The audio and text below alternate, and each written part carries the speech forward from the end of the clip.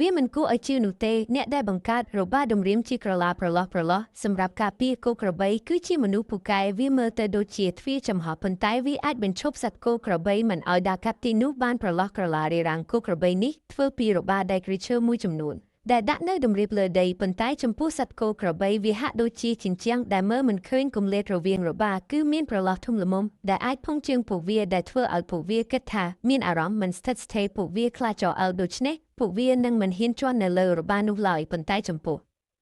មនុស្សវិញគេអាចជិះរថយន្តឆ្លងកាត់ឬដើរឆ្លងដោយមិនមានបញ្ហាអ្វីទាំងអស់មិនដូចរបងបែបបុរាណទេវាមិនត្រូវការទ្វាររបិទបើកឬភ្លើងអគ្គិសនីឬសោសម្រាប់ចាក់នៅពេលដំឡើងរួចវាអាចដំណើរការបានជាច្រើនឆ្នាំជាមួយនឹងការថែទាំតិចតួចនិងមានសុវត្ថិភាពដ៏អស្ចារ្យដោយសារតែវាសាមញ្ញនិងមានប្រសិទ្ធភាពអ្នកអាចនឹងឃើញមានរបារក្រឡាប្រហោងទាំងនេះនៅតាមមហោស្ថាននិងផ្លូវជនបទជាច្រើនកន្លែងនេះជាវិធីដ៏ឆ្លាតវៃក្នុងការការពារសត្វចិញ្ចឹមកុំឲ្យរត់គេចឬវង្វេងទៅកន្លែងផ្សេងដូច្នេះលើកក្រោយនៅពេលដែលអ្នកបានឃើញរបារដំ